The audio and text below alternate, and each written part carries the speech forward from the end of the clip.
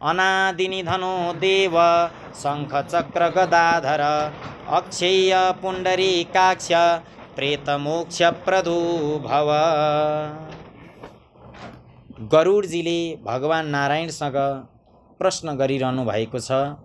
भगवान नारायणले बताउँदै हुनुहुन्छ, जुन जीवले पाप कर्महरू गरिरहेको छ, आफ्नो सारा समय पाप कर्मको लागि निकालेको छ, उसको त नरकको यात्रा अवश्य नै हुन्छ। तर त्यो नरक यात्राहरूबाट पनि यदि उसले पुण्य कार्य गर्न पाएन, पुण्य कर्म नगर्दै यदि उसको मृत्यु भयो भने पनि यो विधि विधानद्वारा एकादश दिनमा गर्नुपर्ने कर्म, 12औं दिनको दिन गर्नुपर्ने कर्महरू यदि श्रद्धापूर्वक गरियो भने पापी नै जीव भए तापनि उसको उद्धार हुन्छ। सन्तान सन्ततिले गरिदिएको कर्मद्वारा प्रेतहरू पितृ बन्न सक्छन् भन्ने विषयमा भगवान श्री नारायणले गरुडलाई बताइरहनु भएको छ। त्यही क्रममा गरुडजीले 13औं अध्यायमा सोध्नुहुन्छ भगवानलाई, भगवान सपिण्डीको विधि, सूतकको निर्णय र शय्यादान तथा पददानको सामग्री एवं त्यसको महिमाको बारेमा पनि केही कुराहरू बताइदिनुहोस्, म सुन्न चाहन्छु भनेर भगवानसँग गरुडले सोधेपछि भगवान भन्नुहुन्छ, हे तार्क्ष, हे गरुड, सपिण्डीकरण आदि सम्पूर्ण क्रियाहरूको विषयमा म तिमीलाई बताउँछु, जसद्वारा मृत प्राणी प्रेत नामलाई छोडेर पितृगणमा प्रवेश गर्दछ त्यसलाई सुन ध्यान दिएर। जसको पिण्ड रुद्र स्वरूप पितामह आदिको पिण्डमा मिलाइँदैन, तिनलाई पुत्रद्वारा दिएका अनेक प्रकारका दानहरू प्राप्त हुँदैन। पिण्ड मेलन गराइसके पछाडि मात्रै दिएका दानहरू, दिएका पुण्यहरू, कार्यहरूद्वारा उसले गरेको जति पनि पाप कर्महरूद्वारा अनेक यातनाहरू भोगेको छ, त्यो यातनाबाट ऊ बच्न सक्छ। तिनका पुत्र पनि सदा अशुद्ध रहन्छन्, कहिल्यै शुद्ध हुँदैनन्, किनकि सपिण्डीकरण बिना सूतकको निवृत्ति हुँदैन। यसर्थ पुत्रद्वारा सूतकको अन्तमा सपिण्डी गर्नुपर्दछ भनेर बताइयो। म सबैको लागि सूतकान्त, सूतक समाप्तिको यथोचित काल भन्दछु, ध्यान दिएर सुन। ब्राह्मण 10 दिनमा, क्षत्रिय 12 दिनमा, वैश्य 15 दिनमा, शूद्र 1 महिनामा शुद्ध हुन्छन् भनेर यहाँ भगवान नारायणले गरुडलाई बताउँदै हुनुहुन्छ। प्रेत सम्बन्धी सूतकमा सपिण्डी 10 दिनमा शुद्ध हुन्छन्, सकुल्या कुलका मानिस 3 रातमा शुद्ध हुन्छन् र गोत्रजन स्नान मात्रले शुद्ध हुन जान्छन्। चौथो पिढीसम्मका बान्धवहरू 10 रातमा, 5औं पिढीसम्मका बन्धु बान्धवहरू 6 रातमा, 6औं पिढीका 4 दिनमा र 7औं पिढीका 3 दिनमा, 8औं पिढीका 1 दिनमा, 9औं पिढीका 2 प्रहरमा तथा 10औं पिढीका बन्धु बान्धवहरू स्नान मात्रले मरणशोथ, जुठो र जन्मशोथ सूतकबाट शुद्ध हुन जान्छन् भनेर भगवान श्री नारायणले गरुडलाई बताउँदै हुनुहुन्छ। देशान्तर विदेशमा गएका कोही व्यक्ति आफ्नो कुलको जन्मशौच या मरणशौचको विषयको समाचार 10 दिनभित्र सुन्दछन् भने 10 रात्रि बित्नमा जति समय बाँकी रहन्छ त्यति समयका लागि त्यसलाई आशौच हुन्छ। 10 दिन बितेपछि र 1 वर्ष पहिलेसम्म यस्तो समाचार पाएमा 3 रातसम्म आशौच रहन्छ। संवत्सर बितेपछि भने स्नान मात्रले शुद्ध हुन जान्छ भनेर नारायणले गरुडलाई बताउनु भयो। मरणाशौचको आदिको 2 भाग बित्नु पूर्व यदि कुनै दोस्रो आशौच पर्न आयो भने आद्यको पहिलो आशौचको निवृत्तिका साथ नै दोस्रो आशौचको पनि निवृत्ति, शुद्धि हुन जान्छ। कुनै बालकको दाँत नउम्रेसम्म दाँत निस्कनुभन्दा पूर्व मृत्यु भएमा सद्य अर्थात् त्यसको अन्तिम संस्कार पछि स्नान गरेमा, चूडाकरण मुण्डन भएमा 1 रात, व्रतबन्ध छोर भएमा 3 रात र व्रतबन्ध पश्चात मृत्यु भएमा 10 रातको आशौच हुन्छ भनेर बताउनु भएको छ गरुड पुराणमा। जब कुनै पनि वर्णको कन्याको मृत्यु जन्मबाट लिएर 27 महिनाको अवस्थासम्म भयो भने सबै वर्णमा समान रूपले सद्य आशौचको निवृत्ति हुन जान्छ। त्यसपछि वागदान पर्यन्त 1 दिनको र यहाँदेखि उपरान्त अथवा बिना वागदान पछि सयानी कन्याको मृत्यु भएमा 3 रात्रिको आशौच हुन्छ। यो निश्चित छ। वागदान पछि कन्याको मृत्यु भएमा पितृकुल र वरकुल दुवैलाई 3 दिनको तथा कन्यादान भएपछि भएमा केवल पतिको नै कुलमा आशौच आदि इत्यादिको विषयमा यहाँ वर्णन गरिएको छ। त्यसपछि अर्थात् 6 महिनापछि गर्भस्राव भयो भने त्यस स्त्रीलाई आफ्नो जाति अनुरूप आशौच हुन्छ। गर्भपात भएमा सपिण्डीलाई सद्य स्नान गरेपछि शुद्ध हुन जान्छ। कलियुगमा जन्म शौच र मरण शौचबाट सबै वर्णको 10 दिनमा शुद्धि हुन जान्छ, यस्तो शास्त्रको निर्णय छ। मरणा शौच आशीर्वाद, देवपूजा, प्रत्युत्थान, आगन्तुकको स्वागतार्थ उठ्नु, अभिवादन गर्नु, पलङमा शयन अथवा कुनै अन्यको स्पर्श गर्नु हुँदैन भनेर बताइएको छ यो अवधिभरिमा। यसै प्रकार मरण शौचमा सन्ध्या, दान, जप, होम, स्वाध्याय, पितृतर्पण, ब्राह्मण भोजन एवं व्रत आदि इत्यादि गर्नु हुँदैन। जो व्यक्ति सूतकमा नित्य नैमित्तिक अथवा काम्य कर्म गर्दछ त्यसद्वारा पहिले गरिएका नित्य नैमित्तिक आदि कर्महरू पनि नष्ट हुन जान्छन्। व्रती, अग्निहोत्री, ब्राह्मण, ब्रह्मनिष्ठ योगी र राजा यिनलाई विशेष रूपले यिनीहरू रहेका छन् भने यिनीहरूलाई सूतक लाग्दैन भनेर शास्त्रहरूले बताएको छ। विवाह, उत्सव अथवा यज्ञमा मरण शौच भएमा त्यस अशौचको प्रवृत्ति पूर्व बनाइएका अन्न भोजन गर्न योग्य हुन्छ। यस्तो मनुको वाक्य छ भनेर भगवानले बताउनुहुन्छ।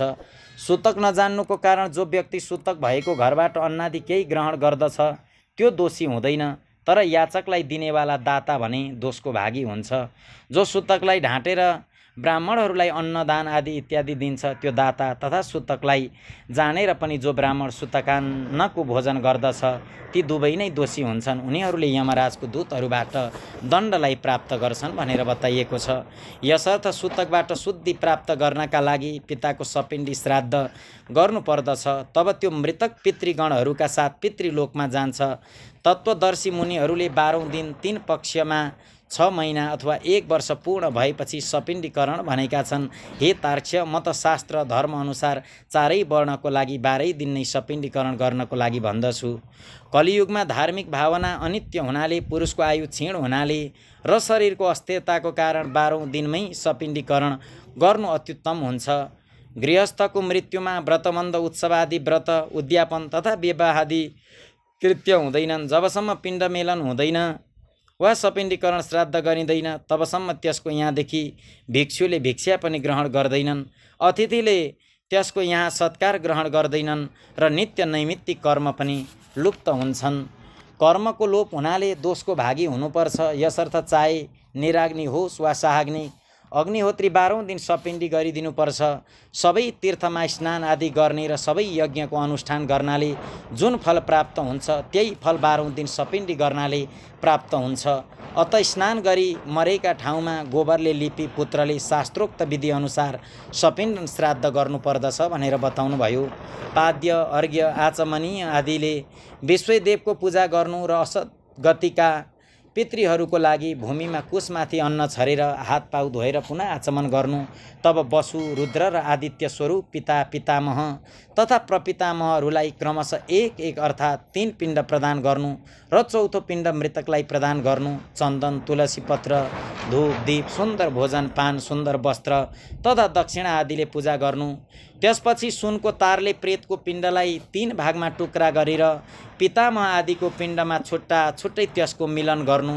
अर्थात् 1 भाग पितामहको पिण्डमा, दोस्रो भाग प्रपितामहको पिण्डमा तथा तेस्रो भाग वृद्ध प्रपितामहको पिण्डमा मिलाउनु। हे तार्क्ष्य, मेरो मत छ कि आमाको पिण्डको मेलन हजुरआमा आदिको पिण्डका साथ र पिताको पिण्डको मेलन हजुरबुवा आदिको पिण्डको साथ गरेर सपिण्डीकरण श्राद्ध सम्पन्न गर्नुपर्दछ भनेर बताउनु भयो। जसको पिताको मृत्यु भएको छ र हजुरबुवा जीवित छन् त्यसले प्रपितामहादि पूर्व पुरुषहरूलाई 3 पिण्ड प्रदान गर्नुपर्दछ र पितृपिण्डलाई 3 भागमा टुक्रा गरेर उनैका साथ मेलन गर्नु। आमाको मृत्यु भएर हजुरआमा जीवित हुनुहुन्छ भने आमाको सपिण्डन श्राद्धमा पनि पितृ सपिण्डनको झैँ प्रपितामही आदिमा मातृपिण्डको मेलन गर्नुपर्दछ। अथवा पितृपिण्डलाई मेरो पिण्ड विष्णुजीको, म र मातृपिण्डलाई महालक्ष्मी पिण्डमा मिलाउनु पर्दछ। पुत्रहीन स्त्रीको सपिण्डनादि श्राद्ध उसको पतिले गर्नुपर्दछ र उसको सपिण्डीकरण उसैका सासू आदिका साथ हुनुपर्दछ। एक मत अनुसार विधवा स्त्रीको सपिण्डीकरण पति, ससुरा र वृद्ध ससुराका साथ गर्नुपर्दछ। हे तार्क्ष्य, यो मेरो मत होइन। विधवा स्त्रीको सपिण्डन पतिको साथ हुन योग्य छ। हे कश्यप, हे गरुड, यदि पति र पत्नी एकै चितामा चढेका छन् भने कुशलाई बीचमा राखेर ससुर आदिको पिण्डका साथ स्त्रीको पिण्डलाई मेलन गर्नुपर्दछ भनेर भगवान बताइरहनु भएको छ। एउटै चितामा माता र पिताको दाह संस्कार गरेपछि एउटै पुत्रले पहिले पिताको उद्देश्यले पिण्डदान गरेर स्नान गर्नु, त्यसपछि माताको पिण्डदान गरेर पुनः स्नान गर्नु। यदि 10 दिनभित्रमा कुनै चाहिँ सतीले अग्नि प्रवेश गरेकी छिन् भने त्यसको शय्यादान र सपिण्डन आदि कृत्य त्यसै दिन गर्नुपर्दछ जुन दिन पतिको गरिन्छ। हे गरुड, सपिण्डीकरण गरेपछि पितृहरूको तर्पण गर्नु र यस क्रियामा वेद मन्त्रबाट समन्वित स्वधाकारको उच्चारण गर्नु, त्यसपछि अतिथिलाई भोजन गराउनु र हन्तकार प्रदान गर्नु। यस्तो गर्नाले पितृ, मुनिगण, देवता तथा दानवहरू तृप्त हुन्छन्। भिक्षा 1 गाँस बराबर हुन्छ, पुष्कल 4 गाँस बराबर हुन्छ र 4 पुष्कल 16 गाँसको 1 हन्तकार हुन्छ।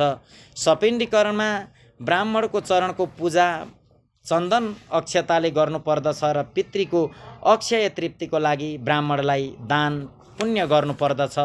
वर्षभरि जीविका निर्वाह गर्न योग्य कुनै न कुनै वस्तु, घिउ, अन्न, सुवर्ण, रजत जे सकिन्छ सामर्थ्य अनुसार केही चिज दान गर्नुपर्दछ, अर्पण गर्नुपर्दछ। त्यसपछि स्वस्ति वाचन पूर्वक मन्त्रद्वारा कुमकुम, अक्षता, नैवेद्य आदिद्वारा ग्रहहरू, देवी र गणेशको पूजा गर्नुपर्दछ।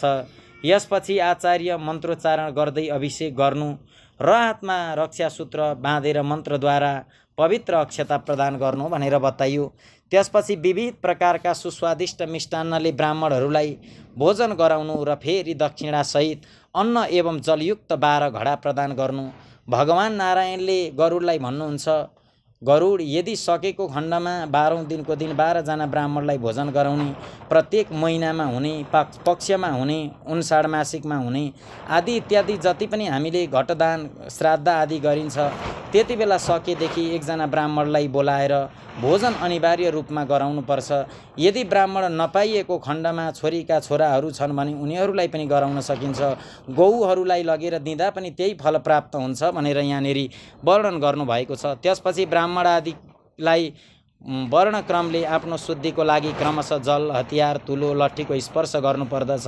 अर्थात् ब्राह्मण जलको, क्षत्रिय शस्त्रको, वैश्य तुलोको तथा शूद्र लट्ठीको स्पर्श गर्नु भनेर बताउनु भएको छ। यस्तो गर्नाले त्यो शुद्ध हुन जान्छ। यस प्रकार सपिण्डन श्राद्ध गरेर क्रिया गर्दाको बखत लगाएका लुगाहरू त्यागिदिनु, यसपछि सेतो वस्त्र लगाएर शय्यादान आदि गर्नु भनेर बताइयो।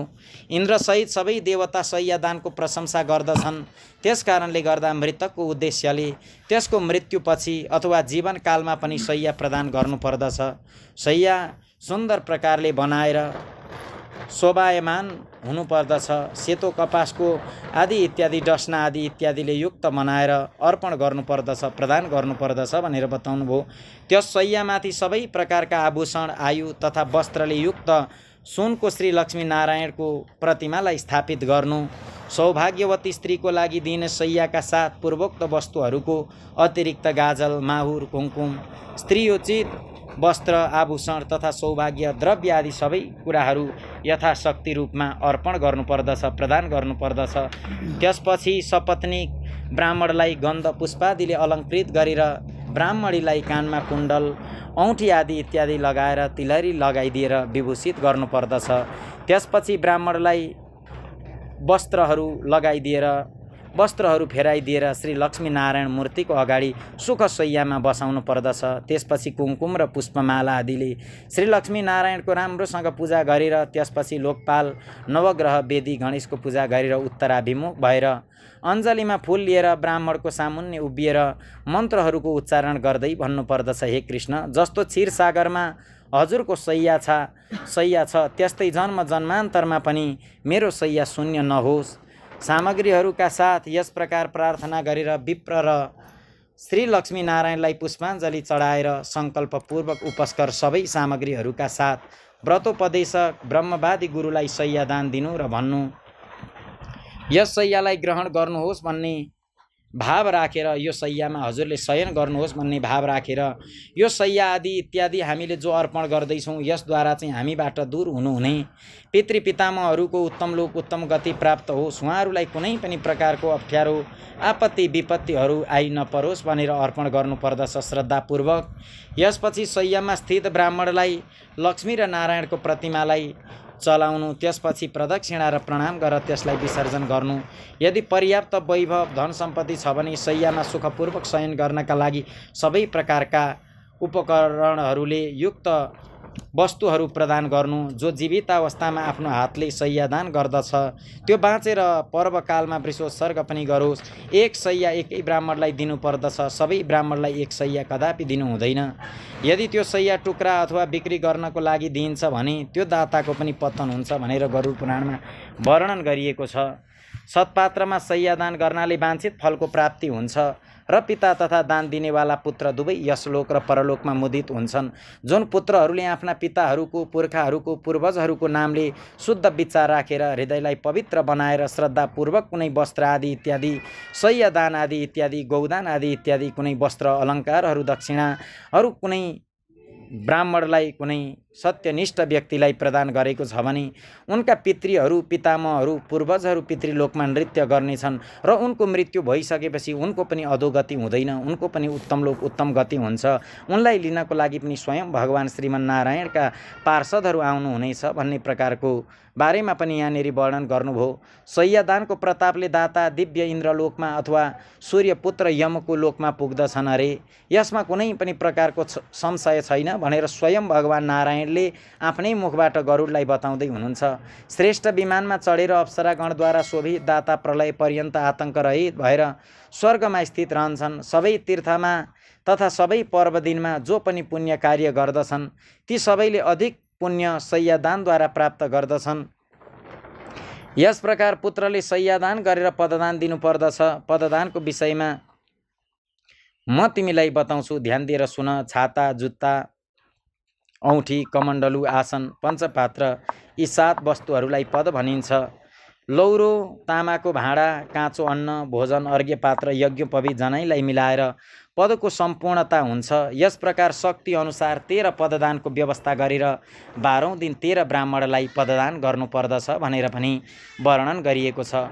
यस पददानले धार्मिक पुरुष सद्गतिलाई प्राप्त गर्दछन्। यम बाटोमा गएका जीवको लागि पददान सुख प्रदान गर्नेवाला हुन्छ। जब मृत्यु भइसके पछाडि त्यो जीवलाई लिनको लागि यमराजका दूतहरू आउँछन्। यमका दूतहरू आएर जब घिसार्दै चुड्दै पिड्दै लिएर जान्छन्। वर्ष दिन पर्यन्तमा यमराजको यमपुरीमा पुर्याउनको लागि लिएर जाँदाखेरि बिचमा उसले अनेक प्रकारको दुःख कष्टलाई प्राप्त गर्छ। तर यो 13 दिनको दिन पददान आदि इत्यादि गरेको छ भने उसले त्यो दुःखलाई प्राप्त गर्नु पर्दैन, उसले सुखलाई प्राप्त गर्छ भनेर बताइएको छ। त्यहाँ यम बाटोमा अत्यन्त प्रचण्ड आतप घाम हुन्छ जसले मनुष्यलाई पोल्दछ। छत्र छाता दान गर्नाले त्यसको शिरमा शीतल छाया हुन जान्छ। छत्रदान जीवित अवस्थामा पनि गर्न सकिन्छ। मृत्यु भइसकेपछि यमराजका दूतहरूले लिएर जाँदाखेरि 12वटा सूर्य एकैचोटि चम्किँदा जतिको तेजमा ऊ हुन्छ। बालुवामा हिँडिरहनु परेको हुन्छ, काँडै काँडामा हिँड्नु परेको हुन्छ। गर्मीबाट बच्न चाहन्छु भनेको हुन्छ तर यमराजका दूतहरूले उसलाई पिड्छन्, चुड्छन्। किनभने जीवित अवस्थामा काहीँ न वृक्ष रोपेको थियौ, न काहीँ शीतलता प्राप्त हुने खालको कुनै वस्तुको दान गरेको थियौ भनेर यमराजका दूतहरूले पिट्ने छन्। त्यस कारणले गर्दाखेरि छत्र दान गर्नाले त्यसको शिरमा शीतलता हुन जान्छ भन्ने विषयमा वर्णन गरियो। जसले चाहिँ जुत्ता आदि इत्यादि दान गर्दछन् ती अत्यन्त कण्टका किर्ण, उसले त अनेक कण्ट सङ्कटपूर्ण यमलोकको बाटोमा घोडामा चढेर जान पाउँदछ भनेर बताइएको छ। हे गरुड, त्यहाँ जाडो, गर्मी र हावाले अत्यन्त घोर कष्ट हुन्छ। वस्त्रदान गरियो भने वस्त्रदानको प्रभावले जीव सुखपूर्वक त्यस मार्गलाई तय गर्दछ। अन्नदान गरियो भने उसले अन्न आदि इत्यादिलाई प्राप्त गर्दछ। औँठी आदि इत्यादि अर्पण गरियो भने बाटोमा महाभयङ्कर र विकराल तथा कालो र कैला वर्णका यमदूत जीवलाई पीडा दिँदैनन्। कमण्डलुको दान गर्नाले अत्यन्त धुपले परिपूर्ण, वायुरहित र जलविहीन यम बाटोमा जानेवाला त्यो प्यासा जीव प्यास लाग्दामा जल पिउँदछ। मृत व्यक्तिको उद्देश्यले जो तामाको जलपात्र दिन्छ त्यसलाई 1000 प्रपादानको फल अवश्य नै प्राप्त हुन्छ भनेर बताइयो। ब्राह्मणलाई सम्यक रूपले आसन र भोजन दिनाले यम बाटोमा हिँड्दा जीव बिस्तारै सुखपूर्वक सामल भोज्य पदार्थको उपभोग गर्दछ। यस प्रकार सपिण्डीको दिन विधानपूर्वक दान दिएर धेरै ब्राह्मणहरूलाई भोजन दिनु पर्दछ, भोजन गराउनु पर्दछ। यसपछि वर्षको पूर्व नै 12औं दिन सपिण्डी गरेपछि पनि प्रत्येक महिना जल कुम्भ र सकेसम्म पिण्डदान आदि अर्पण गर्नुपर्दछ भनेर बताइएको छ। हे खग, हे गरुड, प्रेत कार्यलाई छोडेर अन्य कुनै कर्मको पुनः अनुष्ठान गरिँदैन। तर प्रेतको अक्षय तृप्तिको लागि भने बराबर पिण्डदान आदि कर्म गरिरहनुपर्छ। अथवा विशेष तिथिमा मृत्यु हुने जीवको मासिक, वार्षिक र पाक्षिक श्राद्धको विषयमा केही कुराहरू भन्दछु। पूर्णिमासी तिथि अर्थात् पूर्णिमाको दिनमा जसको मृत्यु हुँदछ उसको उन्मासिक श्राद्ध चतुर्थी तिथिमा हुन्छ र जसको मृत्यु चतुर्थीमा भएको छ त्यसको उन्मासिक श्राद्ध नवमी तिथिमा हुन्छ। नवमी तिथिमा जसको मृत्यु भएको छ त्यसको उन्मासिक श्राद्ध रिक्ता तिथि चतुर्दशीमा हुन्छ। यस प्रकार पाक्षिक श्राद्ध 20औं दिनमा गर्नुपर्दछ भनेर बताउनु भयो। यदि एकै महिनामा 2 सङ्क्रान्ति भए भने 2 महिनाको श्राद्ध मलमास अधिक मासमा गर्नुपर्दछ। यदि एकै महिनामा 2 महिना भए भने त्यस महिनाको ती दुवै पक्ष र तिनै 30 तिथिहरू ती दुवै महिनाको मानिन्छ भनेर बताइयो। मलमासमा पर्ने ती दुवै महिनाको मासिक श्राद्धको विषयमा विद्वानहरूले यो व्यवस्था निश्चय गर्नुपर्दछ कि श्राद्ध तिथिको दिनको पूर्वार्धमा प्रथम महिनाको श्राद्ध गर्नु र द्वितीयार्धमा दिउँसोपछि दोस्रो महिनाको श्राद्ध गर्नु। हे खग, हे गरुड, सङ्क्रान्ति रहित महिनामा पनि सपिण्डीकरण तथा मासिक र प्रथम वार्षिक श्राद्ध गर्नुपर्दछ। यदि वर्ष दिनका भित्र अधिक मास पर्यो भने 13 महिना पूर्ण भएपछि प्रेतको वार्षिक श्राद्ध गर्नुपर्दछ। सङ्क्रान्ति रहित महिनामा पिण्डरहित श्राद्ध र सङ्क्रान्तियुक्त महिनामा पिण्डयुक्त श्राद्ध गर्नुपर्दछ। यस प्रकार वार्षिक श्राद्धलाई दुवै महिनामा गर्नुपर्दछ। यस प्रकार वर्ष पुरा भएपछि वार्षिक श्राद्ध गर्नुपर्दछ र वार्षिक श्राद्धको तिथिमा विशेष रूपले ब्राह्मणहरूलाई बोलाएर वेदको मन्त्र आदि इत्यादि, पितृसूक्त आदि इत्यादि पढाएर ब्राह्मणहरूलाई भोजन गराएर हाम्रा पितामहरुको उत्तम लोक उत्तम गति होस् भन्ने कामना गर्नुपर्दछ। 1 वर्ष पूर्ण भएपछि श्राद्धमा हमेशा सदा सर्वदा 3 पिण्डदान, त्रिपिण्डी आदि इत्यादि गर्नुपर्दछ भनेर यहाँ बताइयो। तीर्थ श्राद्ध, गया श्राद्ध तथा गजछाय योगमा युगादि तिथिहरू तथा ग्रहणमा गरिने पितृश्राद्ध वर्षभित्र गर्नु हुँदैन भनियो। यहाँ हे खगेश्वर, पितृभक्तिले प्रेरित भएका पुत्रले 1 वर्षपछि नै गया श्राद्ध गर्नुपर्दछ।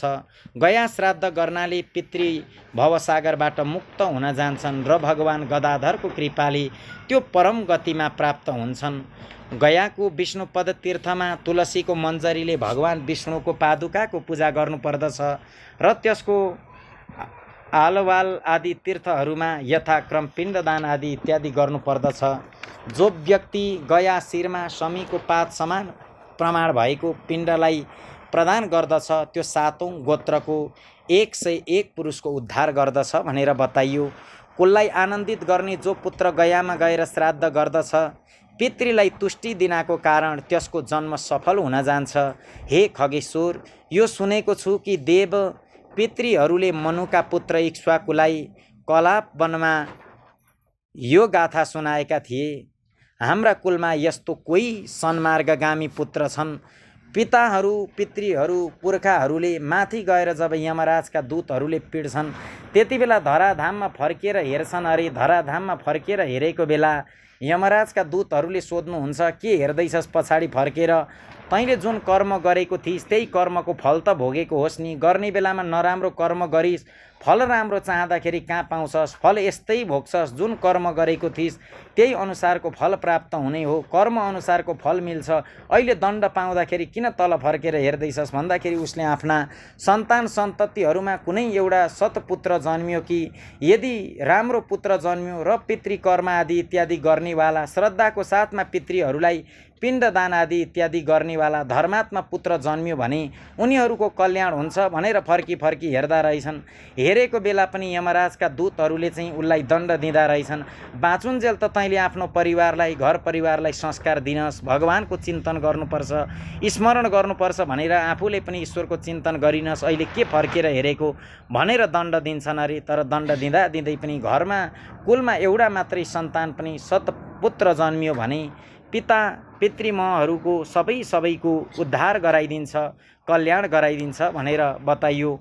हाम्रो कुलमा यस्तो कोही सन्मार्गगामी पुत्र छन् जो गयामा गएर आदरपूर्वक हामीहरूलाई पिण्ड प्रदान गर्दछन्। हे गरुड, यस प्रकार जो पुत्र पितृहरूको क्रिया गर्दछ त्यो सुखी भएर कौशिकका पुत्र चाहिँ मुक्त हुन जान्छ भनेर बताउनु भयो। हे गरुड, गाईको वध गर्नाले पनि 7 जन्म परम्परालाई भोग गरेर पितृको प्रसादले मुक्ति हुन गए। पितृको प्रसादको त्यस्तो महिमा छ। पितृ प्रसन्न भए भने, देवताहरू प्रसन्न भए भने फल दिनको लागि बरु केही समय लगाउन सक्नुहुनेछ। तर पितृहरू प्रसन्न हुनुभयो भनेदेखि आफ्नो कुललाई चाहिँ आशीर्वाद दिनको लागि केही पनि बेर लगाउनु हुनेवाला छैन। प्रेत रहे यदि भनेदेखि उनीहरूले श्राप दिन सक्छन्। प्रेतले हो श्राप दिने, पितृहरूले खुब आशीर्वाद दिनुहुन्छ। कौशिकका ती 7 पुत्र पहिलो जन्ममा दशारण देशमा 7 व्याधाको रूपमा उत्पन्न भएका थिए।